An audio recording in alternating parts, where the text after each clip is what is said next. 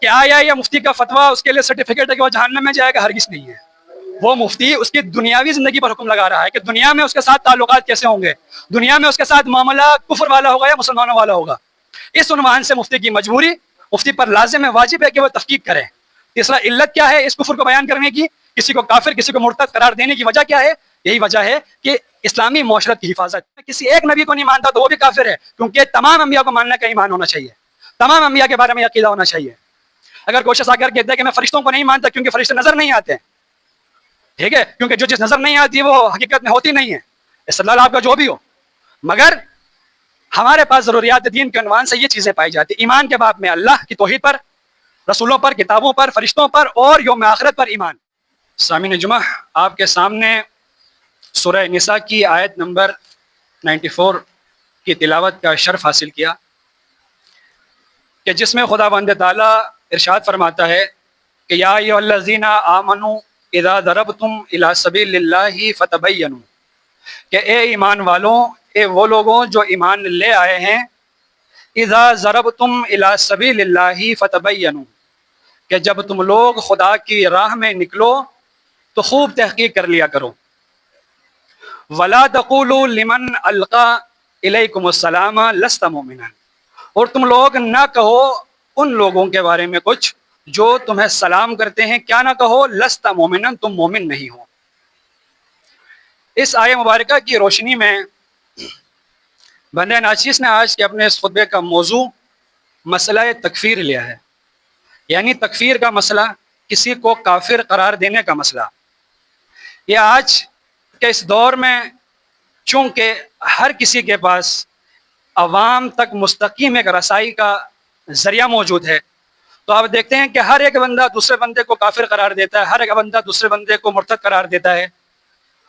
تو جس کی وجہ سے عوام کے اندر ایک تشویش کی لہر پائی جاتی ہے، جس کی وجہ سے عوام علماء کی جانب سے عوام دین سے بیزار ہونا شروع ہو جاتے ہیں کہ یہ تو دیکھو، یہ تو خود آپس میں ایک دوسرے کو کافر و مرتد کہہ رہے ہیں، ایک دوسرے پر فتووں کے الزام لگا رہے ہیں کہ فلاں شخص کافر ہے، فلاں شخص مرتد ہے، اور دونوں ہیں مولوی ہیں، دونوں کا تعلق مذہبی طور پر مذہب سے ہے. تو اس کی روشنی میں موضوع سخن مسئلہ تکفیر پر ہے، یعنی کہ اس مسئلے کے حوالے سے 3 سے بنیادی 4 سوالات آپ کے سامنے قائم کروں گا. اس سے پہلے آیہ مبارکہ میں ارشاد فرمایا، یہ اس آیہ مبارکہ کا شان نزول متعدد واقعات بیان فرمائے ہیں. ان میں سے ایک واقعہ یہ ہے کہ بنی سلیم کا ایک چرواہا اپنے بکریوں کے ساتھ جا رہا تھا کسی جگہ سے، تو وہاں پر کچھ اصحاب موجود تھے، وہ اصحاب خصوصاً جنگ کے لیے جا رہے تھے. تو جب اس شخص نے، چرواہے نے سلام کیا صحابہ کو، تو صحابہ کو یہ گمان ہوا کہ وہ شخص ہے تو کافر، مگر اپنے اس کفر کو چھپانے کے لیے، مومن کا لبادہ اوڑھ کر اپنی جان کو بچانے کے لیے اس نے ہم کو سلام کیا ہے، اور تاکہ اپنی جان بچانے کے لیے. اس کی بنیاد پر صحابہ نے اپنے اس گمان پہ عمل کرتے ہوئے اس شخص کو قتل کیا. جب یہ معاملہ اس کے بعد رسول اللہ کی خدمت میں پیش ہوا تو یہ آیہ مبارکہ نازل ہوئی، کیونکہ وہ لوگ خدا کی راہ میں جہاد کے لیے نکلے ہوئے تھے. اسی لیے فرمایا کہ اذا ضربتم الی سبیل اللہ، جب تم لوگ خدا کی راہ میں نکلو تو فتبینوا، یعنی تم لوگ خوب تحقیق کر لیا کرو کسی چیز کے بارے میں. یہاں پہ فتبینوا کا لفظ ایک بات کو بیان کر رہا ہے کہ اپنے گمان پر عمل نہیں کرنا ہے، یعنی کہ مجھے ایسا لگتا ہے اس پر عمل نہیں کرنا ہے. آپ کے پاس یقینی طور پر، قطعی طور پر دلیل ہونی چاہیے اس کام کو کرنے کے لیے. اسی کے اگلے حصے میں کیا فرمایا، وَلَا تَقُولُوا لِمَنْ أَلْقَى إِلَيْكُمُ السَّلَامَ لَسْتَ مُؤْمِنًا، تم لوگ مت کہو ان لوگوں کے بارے میں جو تم لوگوں کو سلام کرتے ہیں تم مومن نہیں ہو. یہ بولنے کا اختیار تمہارے پاس نہیں ہے، کیونکہ شریعت مطہرہ کے احکام انسان کے ظاہر پر لاگو ہوتے ہیں. اس شخص نے سلام کیا تھا، سلام کرنے کے بعد صحابہ نے گمان پر قائم رہے تھے. تو یہاں پر اس آیہ مبارکہ میں ایک اور چیز کی طرف اشارہ بیان کر رہے ہیں کہ آپ نے تحقیق کرنے کے بعد باطن سے آپ کا کوئی عمل دخل نہیں ہے، آپ نے اس کے ظاہر پر عمل کرنا ہے. آپ نے خوب تحقیق کر لی، اس کے بعد آپ اس کے ظاہر کو دیکھو گے کہ ظاہر کیا کہتا ہے. اس نے سلام کیا کیونکہ سلام مسلمانوں کا ایک شعار ہے، مسلمانوں کی ایک علامت ہے کہ جب مسلمان ایک دوسرے سے ملتے ہیں تو وہ ایک دوسرے کو سلام کرتے ہیں. تو یہ 2 چیزیں، پہلا فتبینوا کہ تم خوب تحقیق کر لیا کرو. تحقیق سے مراد یہاں پر اپنے گمان پر عمل کرنا نہیں ہے، یقین پر عمل کرنا ہے. دوسرا جملہ، تم ظاہر پر عمل کرو. اب ان دونوں کی روشنی میں آپ کے سامنے میں اسی مسئلہ تکفیر کے حوالے سے، کسی کو کافر کے قرار دینے کے حوالے سے بنیادی 2 سوالات رکھتا ہوں کہ جس کی جانب ہم اس خطبے میں بھی اس کا جواب دینے کی کوشش کریں گے۔ پہلا سوال تو یہ ہے کہ آیا اسلام اور کفر میں، یہ مسلمان اور کفر میں یہ جو بیچ کی حد ہے، بیچ کی جو باؤنڈری وہ کیا ہے؟ یعنی کہ ایک شخص کب مسلمان ہوتا ہے، ایک شخص کب اس مسلمان سے نکل کر، مسلمان کے دائرے سے نکل کر وہ کافر کے دائرے میں چلا جاتا ہے؟ جیسے آج کی اصطلاح میں ہم کہیں کہ باؤنڈری کیا ہے، آخری حد فاصل کیا ہے، وہ کیا چیز ہے جو ایک مسلمان کو ایک کافر سے الگ کرتی ہے؟ تاکہ یہ جاننا ضروری ہے۔ اس وجہ سے اگر ہم اس حد فاصل کو جان لیں کہ وہ کیا چیز ہے کہ جو ایک کافر کو مسلمان سے الگ کرتی ہے، وہ کیا حدود ہیں کہ جن کے انکار کی وجہ سے ایک مسلمان کافر ہو جاتا ہے اور ایک کافر اپنے کفر پر قائم رہتا ہے، تو ہمارے لیے آسانی ہو جائے گی کسی چیز کو پہچاننے میں کہ آیا اس نے واقعاً کفر انجام دیا یا کفر انجام نہیں دیا ہے۔ سب سے پہلی چیز اس حد فاصل کو دیکھیں گے کہ دونوں کے درمیان میں وہ باؤنڈری لائن کیا ہے جس کے انکار پر ایک شخص کافر ہوتا ہے۔ دوسری چیز سب سے مہم ہے، اور یہ عموماً عوامی طور پر عواموں کے ذہن میں یہ چیز بیٹھی ہوئی بھی ہے، وہ سوال کیا ہے کہ جب کوئی شخص یا کوئی مفتی، کوئی مجتہد کسی کی طرف کفر کی نسبت کرے تو عوام یا عمومی طور پر یہ سمجھا جاتا ہے کہ وہ شخص قیامت کے روز بھی جہنم میں جائے گا۔ یعنی کہ انسان نے، میں نے اگر فرض کریں بالفرض زید کے بارے میں کوئی فتویٰ دیا اس کے کفر کے بارے میں، تو اس کا لازمی نتیجہ یہ ہرگز نہیں ہو کہ وہ جہنم میں بھی جائے گا، کیونکہ یہ اس کو بھی ہم تفصیل سے دیکھیں گے، اس مسئلے کو بھی۔ آیا کسی مفتی کا، کسی مجتہد کا کسی کے بارے میں کفر کا فتویٰ دینا اس شخص کے لیے یہ سرٹیفکیٹ ہے، یہ سند ہے، یہ پروانہ ہے کہ وہ جہنم میں ہی جائے گا یا نہیں؟ اس مسئلے کی طرف جانے سے پہلے ہم اس خود لفظ کفر کو دیکھتے ہیں۔ اس کے لیے سب سے پہلے ہم لغت کی جانب جاتے ہیں، پھر اصطلاح میں فقہ الہوت اور امیر کبیر علیہ رحمہ کی تعلیمات کی روشنی میں بیان کرنے کی کوشش کریں گے۔ تاج العروس علامہ زبیدی اس لفظ کے بارے میں بیان فرماتے ہیں کہ اس لفظ کے 2 مصدر ہیں، ایک کفر اور ایک دوسرا کفر، یعنی کہ ایک دفعہ کاف پر ضمہ ہے، ایک دفعہ کاف پر پیش ہے، ایک دفعہ کاف پر زبر ہے۔ عرب نے ان دونوں کو استعمال کیا ہے۔ اگر کاف پر زبر ہو، کفر ہو، تو اس کا معنی ناشکری ہے۔ یہ بھی قرآن کے اندر متعدد جگہوں پر استعمال ہوا ہے، لَإِن شَكَرْتُمْ لَأَزِيدَنَّكُمْ وَلَإِن كَفَرْتُمْ، یہاں پر کفرتم اس شکر کے مقابلے میں، ناشکری کے مقابلے میں ہے۔ مگر اسی کے برعکس ایک اور عرب استعمال کرتے ہیں کاف پر پیش کے ساتھ، کفر۔ اب اس میں عرب کا استعمال 2 طریقوں پر ہے۔ ایک دفعہ عرب اسی کفر کو استعمال کرتے ہیں کسی ظاہری چیز کو چھپانے کے لیے، کسی مادی چیز کو چھپانے کے لیے۔ ایک دفعہ عرب استعمال کرتے ہیں اسی کفر کے کلمے کو کسی نظریے کے اگر کوئی شخص کسی نظریے کا، کسی حق بات کا شعوری طور پر انکار کرے تو اس وقت یہ کلمہ استعمال ہوتا ہے کفر کا۔ اور دونوں کا استعمال عرب میں مختلف ہے۔ اگر کسی مادی چیز کو چھپانے کے بارے میں اگر عرب نے ایک لفظ استعمال کرنا ہو تو اسے باب ضرب یا یضرب سے استعمال کیا جاتا ہے۔ اسی وجہ سے کسان کو کافر کہتے ہیں، کیونکہ کسان بیج کو زمین میں چھپا دیتا ہے۔ شب کو بھی، رات کو بھی کافر کہتے ہیں، کیونکہ رات دن کو اپنے اندھیرے میں چھپا دیتی ہے۔ اگر اس کا دوسرا معنی دیکھیں، دوسرا استعمال جو کہ بابا نصر ینصر سے، کفر یکفر سے، تو اس وقت اس کا معنی ایک خاص طور پر عرب اس کو اس وقت استعمال کرتے ہیں جب اس سے مراد اس کے مقابل میں کسی شخص نے کسی حق بات کا انکار کیا ہو، اور وہ حق بات کا انکار شعوری طور پر ادراک کے ساتھ کیا ہو۔ تو سامعین کرام، لغت سے ہمیں کم از کم یہ بات معلوم ہوتی ہے کہ یہ لفظ کفر کے اندر کاف پا را، اس مادے کے اندر بہت وسعت پائی جاتی ہے، اور قرآن کے اندر جا بجا 3 معنوں میں استعمال ہوا ہے، مختلف مقامات پر۔ چھپانے کے معنی میں بھی استعمال ہوا ہے، ضد ایمان یعنی کفر کے مقابلے میں بھی استعمال ہوا ہے، اور ناشکری کے معنی میں بھی استعمال ہوا ہے۔ ان 3 معنوں میں یہ چیز استعمال ہوئی ہے۔ تو یہ لغت کی بات تھی۔ لغت میں اس کے اندر گنجائش پائی جاتی ہے بہت ساری۔ اب ہم اصطلاح میں دیکھتے ہیں علماء اصولین، فقہا، متکلمین نے اس لفظ کفر کے بارے میں کیا ارشاد فرمایا ہے۔ جب متکلمین فقہا اس کفر کے بارے میں بات کرتے ہیں تو یہاں کفر سے مراد ضد الایمان ہوتا ہے، یعنی کہ ایک شخص مسلمان نہیں، وہ کافر ہے، اس کفر کی بات کرتے ہیں۔ متکلمین اور جملہ فقہا بغیر کسی قید کے اس بات پر ملت اسلامیہ کا اجماع ہے کہ اگر کوئی بھی شخص ضروریات دین کا انکار کرے، ضروریات دین کیا چیزیں ہیں وہ آگے بیان کروں گا، کیونکہ پہلا سوال اسی بارے میں ہے کہ وہ حد فاصل کیا ہے ایک مومن اور کافر کے درمیان میں، یعنی کہ ایک انسان کب مسلمان سے نکل کر کفر کے زمرے میں چلا جاتا ہے۔ جملہ فقہا کا اس بات پر اتفاق ہے کہ اگر کوئی شخص ضروریات دین کا انکار کرے، ضروریات دین کا انکار کرے تو وہ شخص دائرہ اسلام سے خارج ہو جاتا ہے۔ ضروریات دین کا انکار ایسی کیا چیز ہے کہ جس کے سبب سے انسان دائرہ اسلام سے خارج ہوتا ہے؟ ضروریات دین سے مراد وہ احکام ہیں دین کے، وہ عقائد ہیں، وہ احکام ہیں جو یقینی طور پر، قطعی طور پر، جن کے اندر شک کا، احتمال کا ایک ذرہ بھی موجود نہیں ہے، ان احکامات کو، ان تمام چیزوں کو دین میں ضروریات دین کہا جاتا ہے۔ اس کی تفصیل شاہ سید علیہ رحمہ کس طرح بیان کرتے ہیں؟ باب الصلاۃ کے اندر ایک بحث کی گئی کہ کسی مسلمان کو کافر نہیں کہنا چاہیے، تو وہاں پر کیا باتیں گنوائی ہیں؟ وہاں پر گنوایا والذی آمن باللہ وملائکتہ وکتبہ ورسلہ والیوم الآخر، کہ جو شخص ایمان رکھتا ہو خدا پر، اس کے رسولوں پر، اس کے کتابوں پر، اس کے ملائکہ پر اور یوم آخرت پر ایمان رکھتا ہو، آگے بیان فرمایا وقال اشہد ان لا الہ الا اللہ واشہد ان محمدا رسول اللہ۔ یہاں اس کے بعد بیان فرماتے ہیں کہ جو شخص وَأَقَامَ الصَّلَاةَ وَآتَى الزَّكَاةَ إِن كَانَ ذَا مَالٍ، جو شخص نماز کو قائم کرے، زکوٰۃ دے اگر وہ صاحب مال ہے، وہ صام شہر رمضان، اور وہ رمضان کے مہینے کے روزے رکھے، وَحَجَّ الْبَيْتَ إِنِ اسْتَطَاعَ، اور وہ بیت اللہ کا حج کرے اگر اس کے اندر استطاعت پائی جاتی ہے۔ اگر کوئی شخص ان چیزوں کو مانتا ہو، ان چیزوں پر عمل کرتا ہو، تو اس کے بارے میں آپ کو یہ حق حاصل نہیں ہے کہ آپ اس کے بارے میں کفر کا فتویٰ لگائیں، آپ اسے دائرہ اسلام سے خارج کریں۔ ان میں کیا چیزیں بیان کی ہیں؟ ضروریات دین، اسی کے اندر ضروریات دین بھی موجود ہیں۔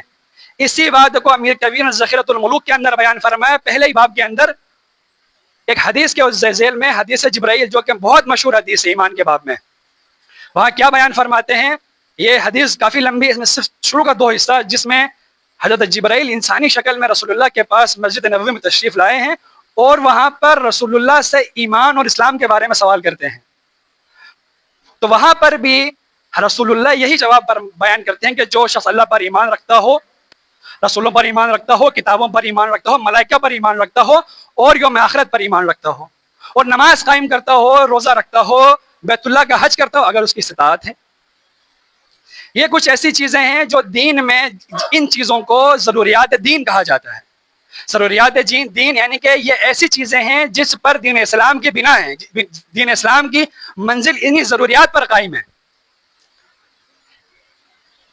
اگر کوئی بھی شخص ان میں سے کسی ایک کا بھی انکار کرتا ہے، کسی ایک کے بارے میں بھی یہ بات بیان کرتا ہے کہ میں خدا کو نہیں مانتا، وہ دائرہ اسلام سے خارج ہے، کیونکہ ضروریات دین کا انکار ہے۔ خدا کے بغیر باقی احکامات تمام لغو ہیں۔ اگر کوئی شخص یہی دعویٰ کرتا ہے، آ کر کہتا ہے کہ میں رسولوں کو نہیں مانتا، تو وہ کافر ہے۔ اگر کوئی شخص آ کر کہتا ہے کہ میں کسی ایک نبی کو نہیں مانتا، تو وہ بھی کافر ہے، کیونکہ تمام انبیاء کو ماننے کا ایمان ہونا چاہیے، تمام انبیاء کے بارے میں عقیدہ ہونا چاہیے۔ اگر کوئی شخص آ کر کہتا ہے کہ میں فرشتوں کو نہیں مانتا کیونکہ فرشتے نظر نہیں آتے ہیں، ٹھیک ہے، کیونکہ جو چیز نظر نہیں آتی وہ حقیقت میں ہوتی نہیں ہے، استدلال آپ کا جو بھی ہو، مگر ہمارے پاس ضروریات دین کے عنوان سے یہ چیزیں پائی جاتی۔ ایمان کے باب میں اللہ کی توحید پر، رسولوں پر، کتابوں پر، فرشتوں پر اور یوم آخرت پر ایمان، اسی کے ساتھ اس کا اقرار بھی کرنا کہ اشہد ان لا الہ الا اللہ و اشہد ان محمد رسول اللہ، اس کا اقرار بھی ضروری ہے۔ اس کے بعد کم از کم باقی چیزیں، نماز قائم کرتا ہو، روزہ رکھتا ہو، ان کا منکر نہ ہو، اس حیث سے کہ میں ان کو نہیں مانتا کہ کوئی احکام شرعی ہیں۔ وہ ایک الگ بات ہے کہ میں اس کو انجام نہیں دیتا، ایک الگ بحث ہے، مگر پہلا مرحلہ یہ کہ میں ان کو مانتا ہی نہیں ہوں کہ یہ کوئی شرعی حکم ہے، یہ تو انسانوں کی جیب سے بنائی ہوئی قانون ہے جو انسانوں کو جو ہے مختلف آج کل جو ہے چلتے رہتے ہیں، اس طرح کی باتیں ہیں، مختلف قسم کی واحیات قسم کی باتیں۔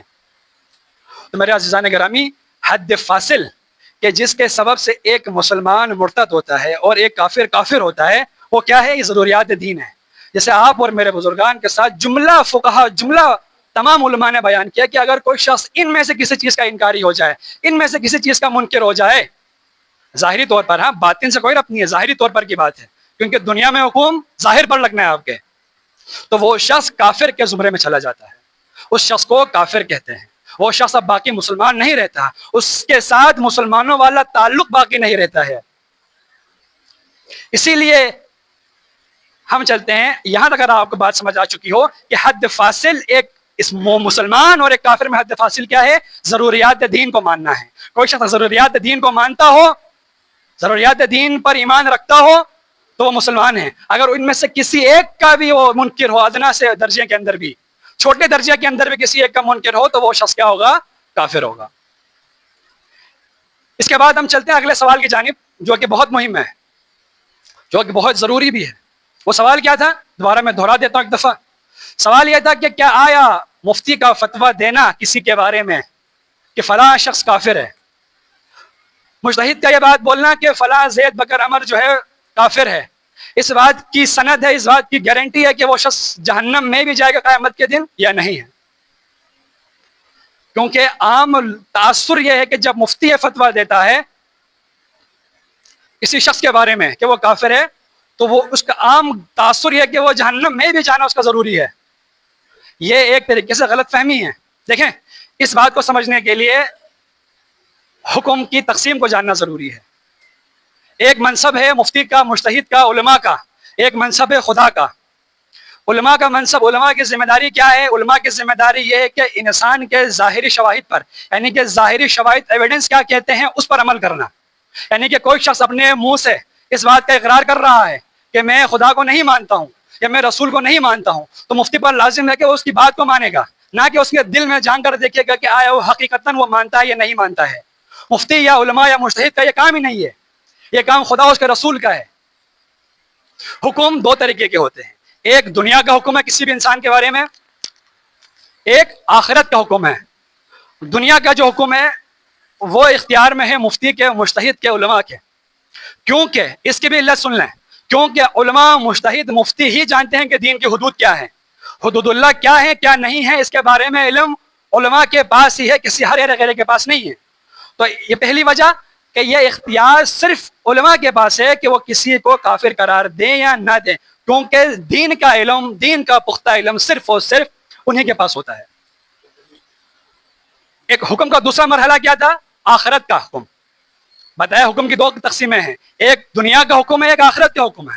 دنیا کا حکم کا تعلق مفتی کے ساتھ ہے، مفتی دیکھے گا فلاں انسان نے کفر کا ارتکاب کیا یا نہیں کیا ہے، دل سے کوئی تعلق۔ یہ بات یاد رکھیں کہ مفتی جب حکم دیتا ہے کسی فتوے کے بارے میں، کسی شخص کے بارے میں، تو اس میں اس کی نیت، اس شخص کی دل میں کیا ہے، باطن میں اس کا کوئی تعلق نہیں ہے۔ مفتی ظاہری شواہد دیکھے گا، بھائی اس شخص نے اس موقع پر اس کا انکار کیا، اس موقع پر اس کا انکار کیا، اس موقع پر اس کا انکار کیا، بس یہ ایک شخص کیا ہو گیا؟ دائرہ اسلام سے خارج ہو چکا۔ مگر ایک اور حکم ہے، حکم آخرت ہے۔ حکم آخرت خدا کا حکم ہے، یہ خدا فیصلہ کرے گا کہ آخرت میں جہنم اور جنت میں کون جائے گا کون نہیں جائے گا۔ یہ مفتی فیصلہ نہیں کرے گا، یہ مجتہد فیصلہ نہیں کرے گا، یہ علماء فیصلہ نہیں کریں گے کہ کوئی شخص حقیقی طور پر یوم آخرت کے دن، قیامت کے روز جس نے جنت میں جانا ہے یا جہنم میں جانا ہے، اس کا فیصلہ ہرگز نہیں کرے گا۔ تو ان دو حکم میں تفکیک کیے بغیر ہم اس مسئلے کو حل نہیں کر سکتے ہیں۔ یقیناً ہمیں ان دو مسئلوں میں تفکیک کرنی چاہیے۔ 5 منٹ میں اس کی علت بیان کرنا ضروری سمجھتا ہوں کہ آخر ایسی کیا وجہ ہے، یعنی آخر ایسی کیا وجہ ہے کہ ایک مفتی مجبور ہوتا ہے، ایک مجتہد مجبور ہے کہ وہ کسی کی تکفیر کرے، یعنی کہ وہ سبب کیا ہے، وہ علت کیا ہے، یعنی کہ مفتی کو ایسی کیا حاجت ہے، علماء کو ایسی کیا حاجت ہے کہ وہ اگلے کی تکفیر یا اگلے ایک انسان پر حکم لگائے کہ وہ شخص مرتد ہو گیا، کافر ہو چکا ہے۔ اس بات کو جاننا ضروری ہے۔ دیکھیں، یہ کفر کا کفر کہنا، کسی کو کافر کہنا، یہ کوئی گالی نہیں ہے، یہ ایک شرعی حکم ہے، یہ ایک شرعی حکم ہے۔ اسلامی ریاست میں، مسلمان معاشرے میں کافر کے ساتھ معاملہ کسی اور طریقے سے کیا جاتا ہے، مسلمان کے ساتھ معاملہ کسی اور طریقے سے کیا جاتا ہے۔ میں آپ کو مثال دیتا ہوں، اگر ہم فرض کریں یہ کسی کو کافر ڈکلیئر، کافر قرار نہ دیں اس کی ایمان کی بنیاد پہ، تو کیا مسائل پیدا آئیں گے؟ کیا آپ سے سوال ہے کیا کافر سے نکاح ہو سکتا ہے؟ کیا کافر کا جھوٹا پاک ہے ناپاک ہے؟ طلاق کے مسائل، وراثت کے مسائل، کفن دفن کے مسائل، یعنی کہ اتنے مسائل ہمارے فقہا نے فقہ الاحوت کے اندر شاہ سید علیہ الرحمٰن نے ذکر فرمائے ہیں کہ جو کافر کے لیے الگ ہیں، مسلمان کے لیے الگ ہیں۔ تو جب تک ہم معاشرے میں اس کی تفکیک نہیں کریں گے، علماء جب تک یہ بات واضح نہیں کریں گے کہ کون مسلمان ہے کون کافر ہے، تو اس وقت تک آپ کی معاشرت درست نہیں ہوگی، آپ کا معاشرتی نظام درہم برہم ہو جائے گا۔ فرض کریں کہ ایک میاں بیوی ہیں، میاں مسلمان تھے دونوں، بیوی نے جو میاں بیوی کسی نے بھی جو ہے ارتداد یا کفر اختیار کر لیا، وہ کہتا ہے کہ میں خدا کو نہیں مانتا، رسولوں کو نہیں مانتا۔ پہلے میاں بیوی تھے، اب ان کا نکاح باطل ہو چکا ہے۔ دیکھیں نا، شخص بھی وہی ہے، فرق کیا ہے؟ صرف اس کے کفر کی وجہ سے پہلے وہ میاں بیوی تھے، دو آپس میں ساتھ میاں بیوی تھے، مگر اس کے کفر کی وجہ سے وہ ان کا رشتہ جو اسلام نے جوڑا تھا وہ ٹوٹ چکا ہے۔ اب وراثت کے مسائل دیکھیں، آپ کفن اور تدفین کے مسائل دیکھیں. اس طرح کے بے تحاشا ایسے مسائل ہیں کہ جن میں یہ جاننا ضروری ہے کہ کون کافر ہے کون مسلمان ہے. اس تفکیک کے بغیر، کافر اور مسلمان کی تفکیک کے بغیر اسلامی معاشرت یا مسلمان معاشرہ تباہ و برباد ہو جائے گا. مسلمان معاشرہ اپنی اصل پر قائم نہیں رہ پائے گا. عزیزان گرامی، تو اس خطبے کے خلاصے کے طور پر آپ کے سامنے 3 چیزیں پیش کرتا ہوں کہ کون شخص کافر ہوتا ہے؟ جو ضروریات دین کا انکار کرے. ضروریات دین شاہ سید علیہ الرحمٰن نے بھی گنوائے فقہ الحوت کے اندر، اور امیر کبیر علیہ الرحمٰن نے بھی زکوٰۃ المولود کے پہلے ہی باب میں بیان کر دیا، ایمان اور مسلمان کے عنوان سے. اس کے بعد اگلا سوال کیا تھا کہ آیا یہ مفتی کا فتویٰ اس کے لیے سرٹیفکیٹ ہے کہ وہ جہنم میں جائے گا؟ ہرگز نہیں ہے. وہ مفتی اس کی دنیاوی زندگی پر حکم لگا رہا ہے کہ دنیا میں اس کے ساتھ تعلقات کیسے ہوں گے، دنیا میں اس کے ساتھ معاملہ کفر والا ہوگا یا مسلمانوں والا ہوگا. اس عنوان سے مفتی کی مجبوری، مفتی پر لازم ہے، واجب ہے کہ وہ تحقیق کرے. تیسرا، علت کیا ہے اس کفر کو بیان کرنے کی، کسی کو کافر کسی کو مرتد قرار دینے کی وجہ کیا ہے؟ یہی وجہ ہے کہ اسلامی معاشرت کی حفاظت، اسلامی آئلی قوانین کی حفاظت. اس کے بغیر یہ حفاظت ممکن نہیں ہے. اگر کفار اور مسلمان ایک ساتھ مکس ہو جائیں، کافر مسلمانوں سے شادی کر رہے ہیں، مسلمان کافروں سے شادی کر رہے ہیں، تو آنے والے نسل کا کیا ہوگا؟ مسلمان باقی رہیں گے یا خود جو مسلمان کی حرمت ہے وہ قائم رہے گی؟ تو شریعت نے بہت سارے احکامات ہیں جو مخصوص ہیں مسلمانوں کے ساتھ، کچھ احکامات ہیں جو مخصوص ہیں کافروں کے ساتھ. اس احکام کی تفکیک کے لیے یہ بات لازم ہے کہ ہم یہ چیز طے کریں کہ کون کافر ہے کون مسلمان ہے.